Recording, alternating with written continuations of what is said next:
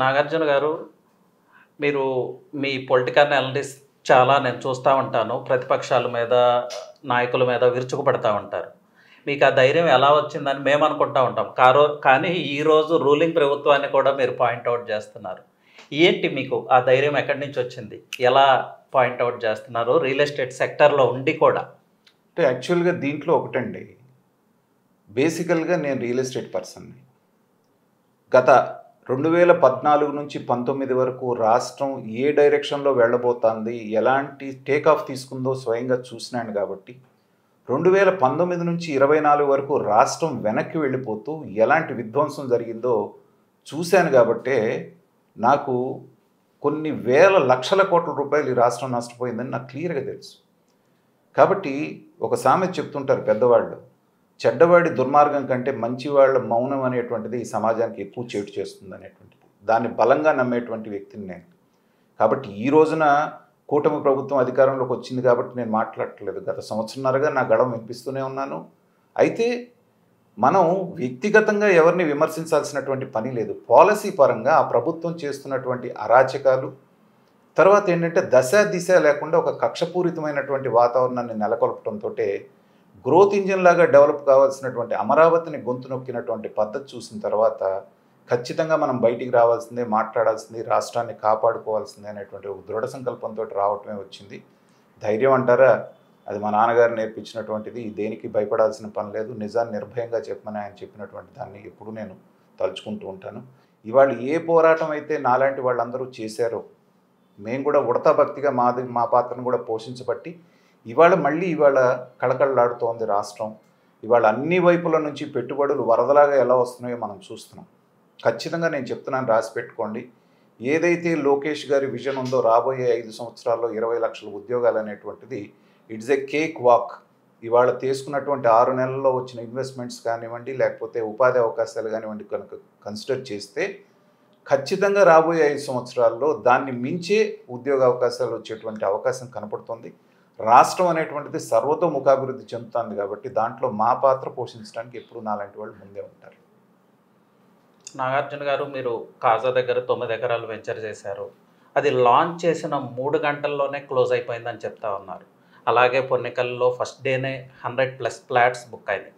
కానీ మీరు real estate భూమి ఇంకా రాలేదు, ఇది అసలు మొదటి అడుగు మాత్రమే, ఇంకా చూడాల్సింది చాలా ఉంది అంటున్నారు. దీన్ని ఎలా సమర్థించుకోగలరు? ఇది చూస్తేనేమో పెద్ద భూమి నడుస్తున్నట్లే అనిపిస్తుంది. అంటే యాక్చువల్గా దీన్ని మనం కొంచెం రేషనల్గా ఆలోచిస్తేనండి, అమరావతి లాంటి ప్రపంచ స్థాయి నగరం ఒకటి నిర్మిస్తున్నప్పుడు రాష్ట్ర వ్యాప్తంగా అందరి యొక్క ఫోకస్ దాని మీద ఉండటం అనేటువంటిది సహజం.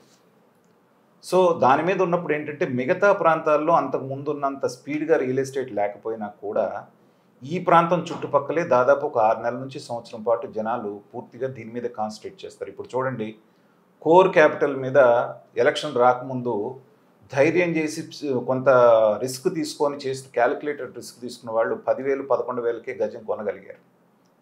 అదే గజం ఇవాళ 60,000 అయింది. ఎంత 6 నెలల్లో. సో ఆ స్పెక్యులేషన్కి వెళ్ళి కొంత రిస్క్ టేకింగ్ నేచర్ ఉన్నటువంటి వాళ్ళు ఇబ్బడి ముబ్బడిగా గెయిన్ అయ్యారు. సో ఇవాళ ఏమైపోయింది, 11,000 నుంచి అది ఎప్పుడైతే 50,000-60,000 టచ్ అయిందో అప్పటిదాకా రాజధాని పక్కన పరిగెత్తిన వాళ్ళు ఏం చేశారు, ఇప్పుడు అక్కడ నుంచి కొంచెం పూలింగ్కి బయట పక్కన ఉన్నటువంటి ల్యాండ్కి వచ్చారు.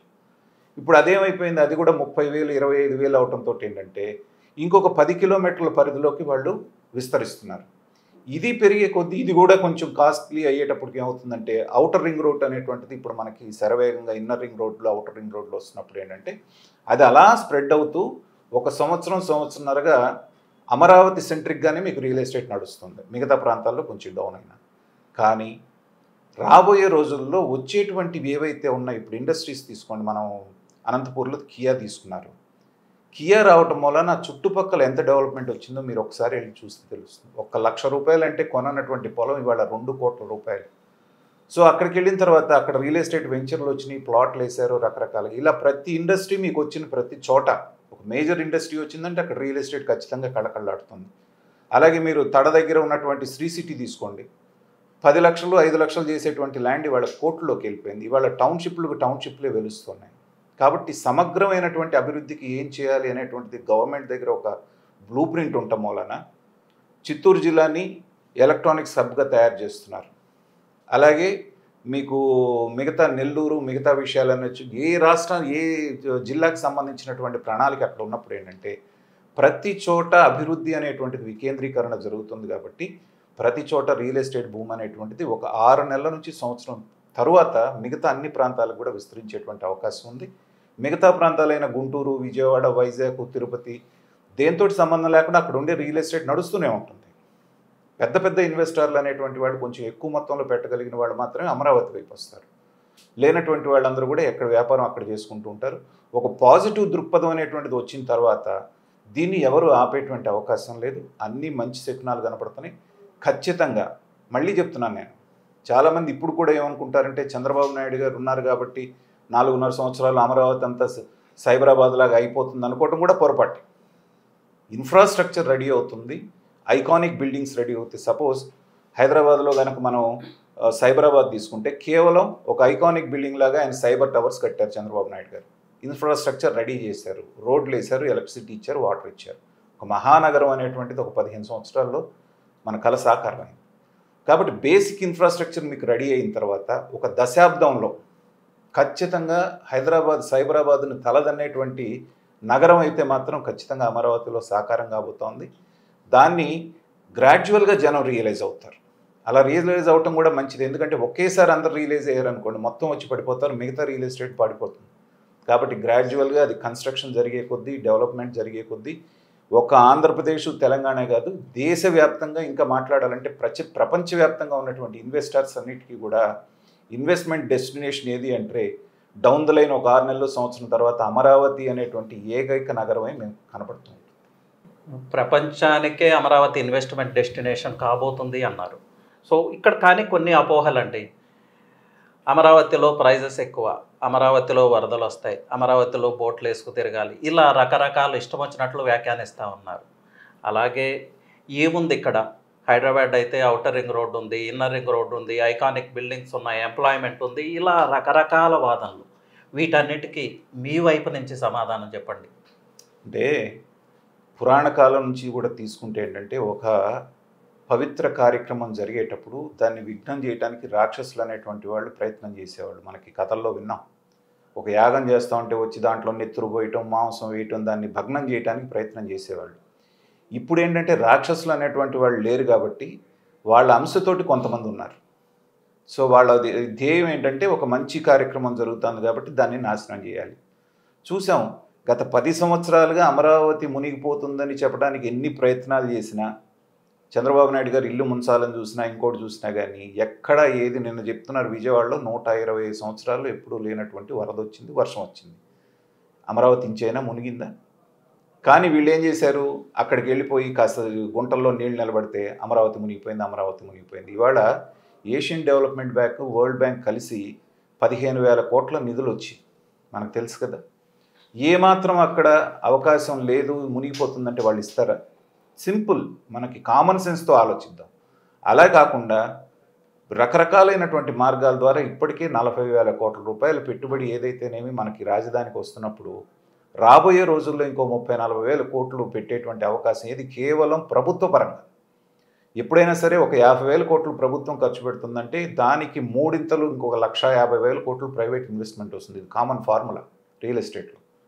సో ఒక 2,00,000 కోట్ల రూపాయలు రాబోయేటువంటి 4 సంవత్సరాల్లో ఒక ప్రాంతంలో ఇన్వెస్ట్మెంట్ వస్తోంది అంటే ఎలాంటిది వస్తుంది? తర్వాత మూర్ఖంగా మాట్లాడే వాళ్ళకి, ఇక్కడ ఖర్చు పెడుతున్నారనే వాళ్ళకి నేను చెప్పే సమాధానం ఏంటంటే అందరికీ ఇవ్వాల్సినటువంటి ప్లాట్లు ఇచ్చేసి పనిచేసిన తర్వాత కూడా 7,000 నుంచి 8,000 ఎకరాలు గవర్నమెంట్ చేతిలో మిగలబోతుంది.